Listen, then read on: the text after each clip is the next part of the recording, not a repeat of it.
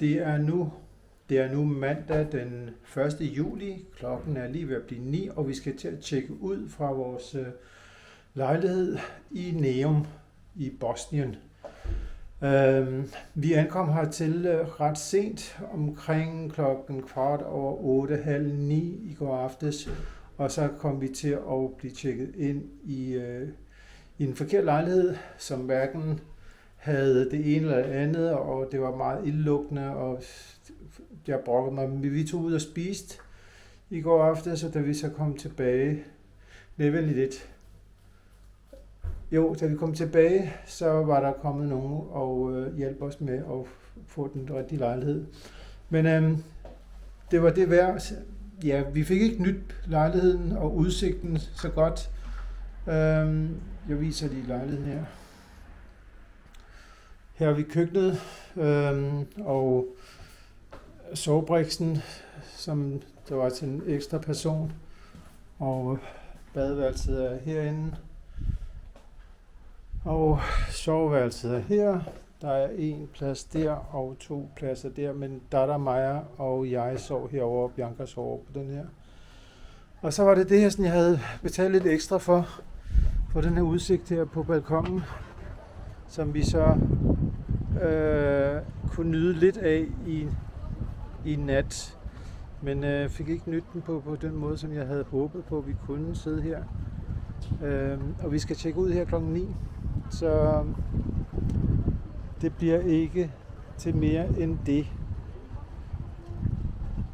Jeg tror også, jeg tog nogle billeder fra i går nat, som jeg også lige ligger på. Nå, men vi skal afsted nu, så vi har en lang køretur foran os. Vi skal til Tirana i Albanien, men på vej har vi nogle stop i en by, der hedder Dubrovnik, som også ligger i Kroatien.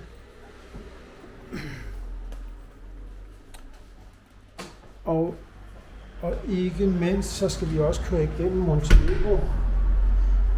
Og der ved jeg ikke, om vi får lavet noget ophold, men det må vi lige se på. Så jo, du må gerne tage en.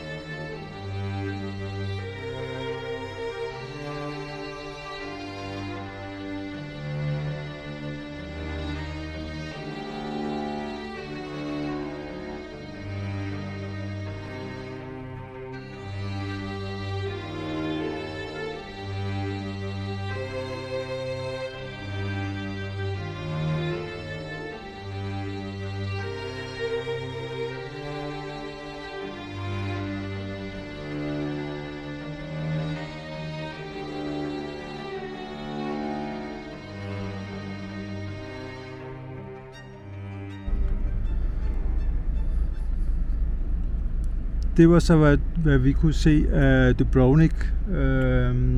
Vi kunne simpelthen ikke finde nogen parkeringsplads. Jeg brugte cirka en time på at køre rundt inde i Dubrovnik for at finde en parkeringsplads og i trafikkø og hvad der nu ellers er. Men nu har vi valgt at opgive, eller jeg har valgt at opgive det, så jeg kører videre til næste destination.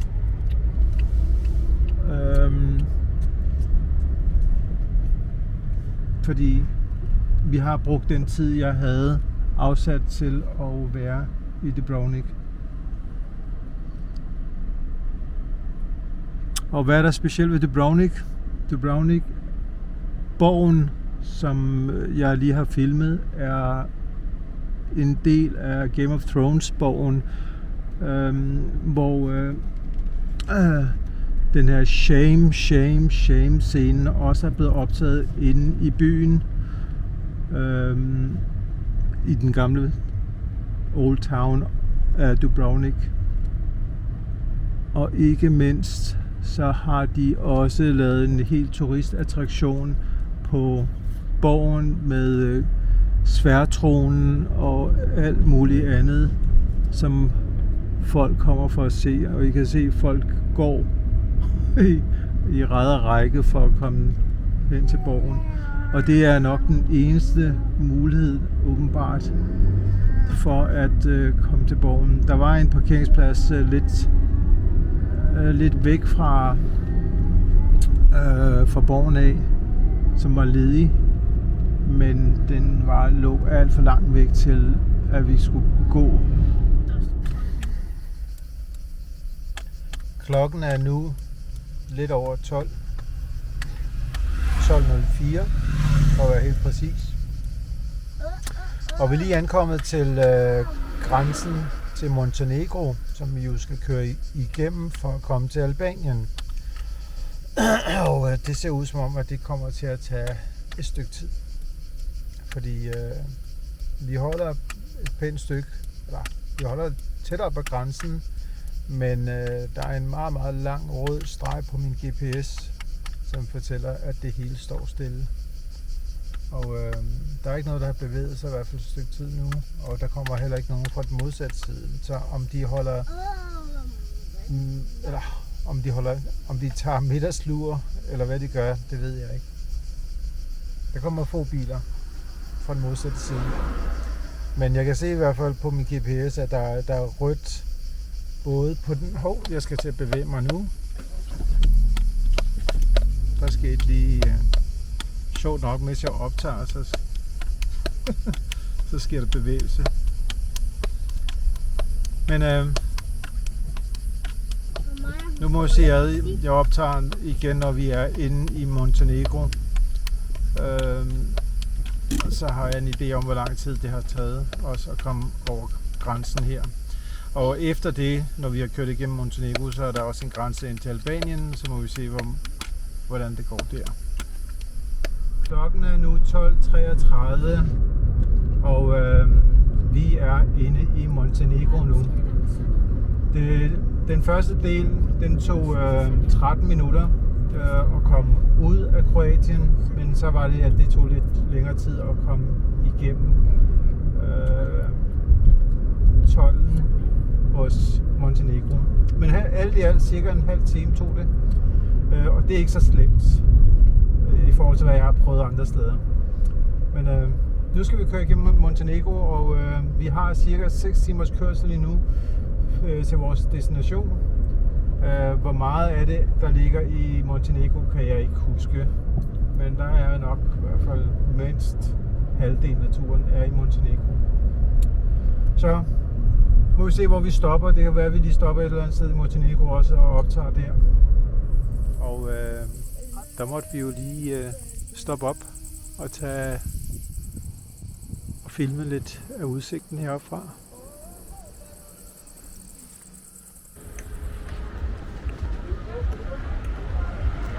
Vi har netop forladt vores lejlighed, efter vi har tjekket os ind i Tirana. Ikke Tirana, men Tirana. Jeg ved ikke, hvordan det skal udtales, men jeg tror nok, det er Tirana eller noget i den retning. Jeg har ikke optaget lejligheden endnu. Men det gør jeg om lidt. Men vi har lige kørt lidt rundt i cirkler og måtte få hjælp fra udlejer, og han skulle så komme, han viste os så vej over WhatsApp. Men der er åbenbart noget demonstration i gang herinde i Indre By. Vores lejlighed ligger inde i Indre By, så vi her er folk ved at gå væk fra demonstrationen nu. Der har åbenbart været noget skandale med nogle læger, der har sagt noget, og det er blevet opdaget. Men herinde er vi i Indre By af Tirana, som er i Albanien. Det er ret kaotisk. Folk kører som de vil. De har nogle færdselsregler, som jeg ikke kender til. Så jeg har været meget forsigtig med det. Men mens vi kørte i cirkler, så opdagede jeg et sted, hvor der var de serverede halal kylling. Det stod der i hvert fald udenfor på skiltet. Så der er vi på vej hen for at spise nu. Det bliver vores aftensmad. Her er der åbenbart noget marked, som vi også kan kigge på vej tilbage. Der siger, at det ligner meget Pakistan. Det minder meget om Pakistan. Ja, luftfugtigheden minder meget om Pakistan. Maya, idhar aa jao, aage nahi jana, sath chalo. Her er folk stadig samlet, eller de resterne tilbage. Og det er åbenbart parlamentsbygningen, der er her til venstre, hvor de var ved at demonstrere foran. Og der er noget kamerafolk, som også er optaget. Ja, ministerier, det ved jeg ikke, hvad der står, men ja, et eller andet står der i hvert fald på albansk. Så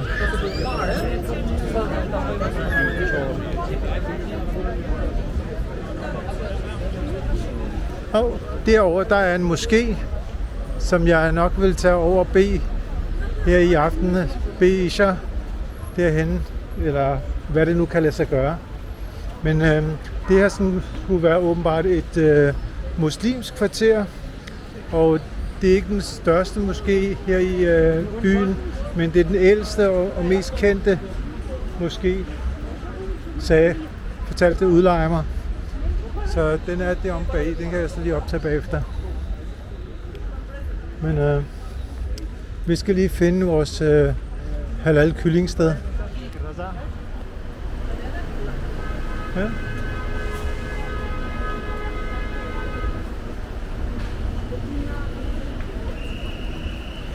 Det kan man. Så der kan jeg se den Royal Fish and Chicken hedder stedet, som vi er på vej over til. Så der er også halal pizza. Nej, den er lige her.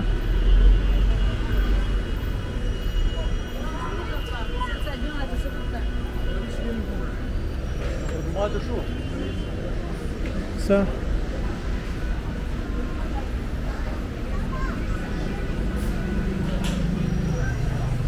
lad os prøve at gå ind og se en gang. Maya, क्या देख रही हो? है?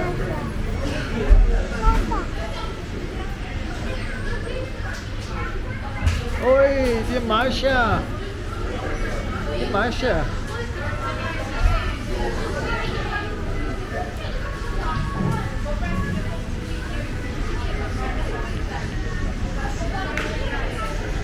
Så fik vi bestilt noget mad. Vi skal have noget kyllingburger. Minder lidt om Kentucky. Og jeg har bestilt sådan en kylling sandwich, ligesom al-Bake, som jeg fik i Saudi-Arabien. Så jeg har bestilt sådan en. Og nu vil jeg se, hvordan det smager. Jeg har kommet hot chili sauce i min. Det var så sultne, eller jeg var i hvert fald så sulten. Jeg glemte helt at optage, da vi gik i gang med at spise. Men her er der også, og Biancas burger med noget chicken wings og nogle pomfritter. Amaya, hun får så nogle nuggets. Og jeg får mig min sandwich her med hot sauce i.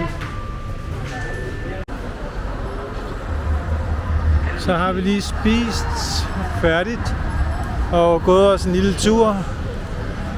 Og på vej tilbage til vores lejlighed, tænker jeg bare lige at optage lidt af gadebilledet herover også. Der er åbenbart fodboldskamp i aften, som de viser på storskærmen, både på de forskellige barer og så åbenbart på en stor plads bag os.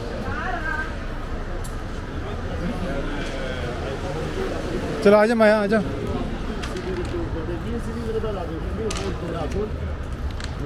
Så skal der ind her. Ind her.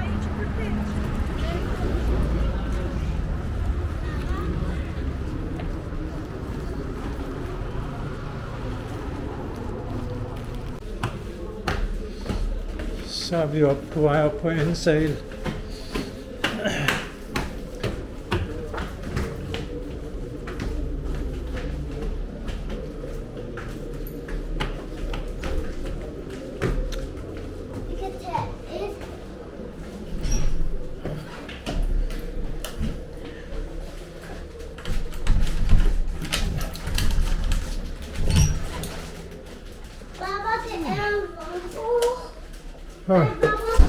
Det er køligt. Jeg har tændt for aircondition.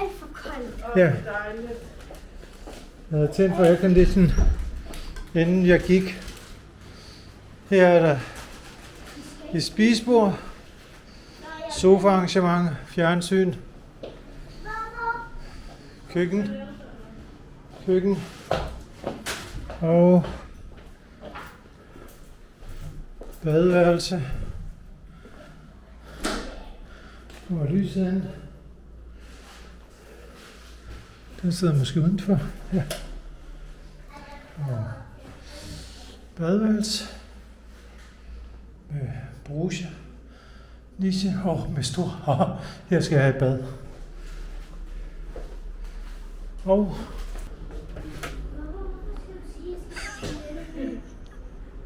Og soveværelset.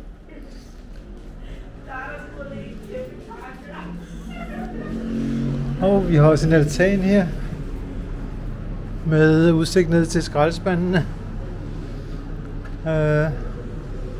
Og den her bygning her, Teleperformance. Teleperformance har bygning her. Okay, dernede er hovedgaden. Så er jeg på vej over til den lokale masjid, moskeen, for at bede Isha. Og i baggrunden kan jeg høre discomusik, eller popmusik på fuld drøn. Og det er meget mærkeligt. Men det er vel ikke så meget anderledes end det er i Tyrkiet, hvor det er, at der også bliver danset, festet og for turisterne. Og der bliver også kaldt til bøn fra moskéerne i Tyrkiet. Nu må vi se, hvordan det bliver i Istanbul. Men derovre gør de det jo for turisternes skyld. Men her lever kristne og muslimer jo side om side. Så der skal vel være plads til begge dele. Men nu får vi se.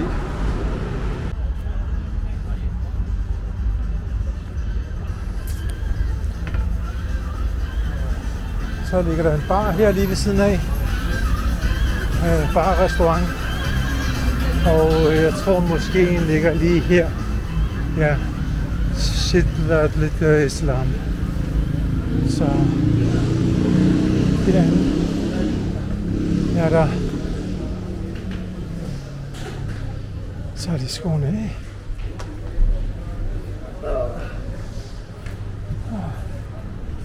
Sådan her.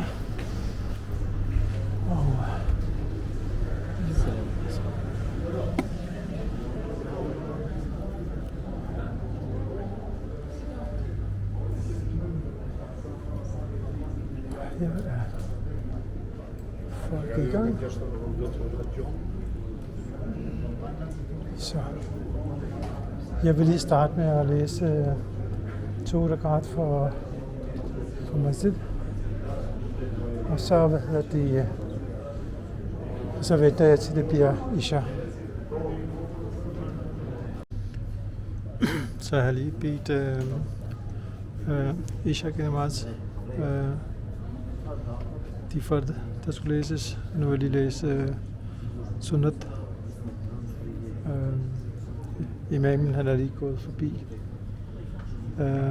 Så folk kan lige være og bede deres.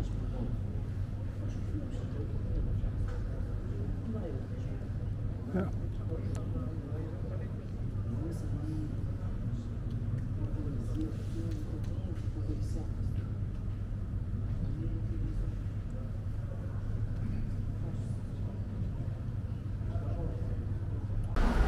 Det var så dagen i dag. Jeg er lige kommet ud fra moskeen og tilbage til mine børn, som jeg faktisk kom til at tænke på, at jeg har låst den inde. Så jeg håber ikke, der sker en brand, fordi ellers så kan de ikke komme ud. Så jeg må ellers skynde mig at komme tilbage og låse op, fordi jeg har taget nøglen med mig. Så jeg skynder mig at komme over her, inden jeg bliver kørt ned.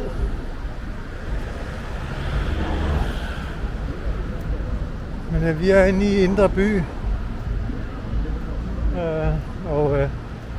Vi får jo ikke set så meget af byen, fordi vi ankom her klokken 8 og smutter igen klokken 9 i morgen.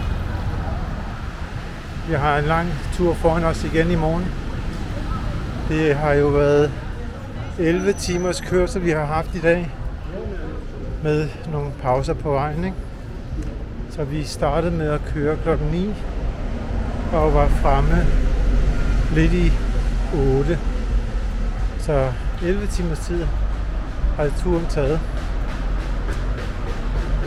Pigerne har været lidt utålmodige, med taget betragtning af, hvor mange timer de har siddet i bilen, så synes jeg stadig, det er ret godt klaret af dem alle tre. Jeg er træt nu. Jeg er oppe og ligge mig og forberede mig til i morgen. Så der er stadig fodboldskamp i gang, kan lyder det som. Derovre der er der stor skærm på pladsen derovre. Jeg ved ikke. Jeg kan se noget af skærmen. Men der må være en stor plads derovre, hvor der er folk ved at se fodbold. Men jeg vil op til mine børn. Det er der ikke her. Jeg skal længere frem nu.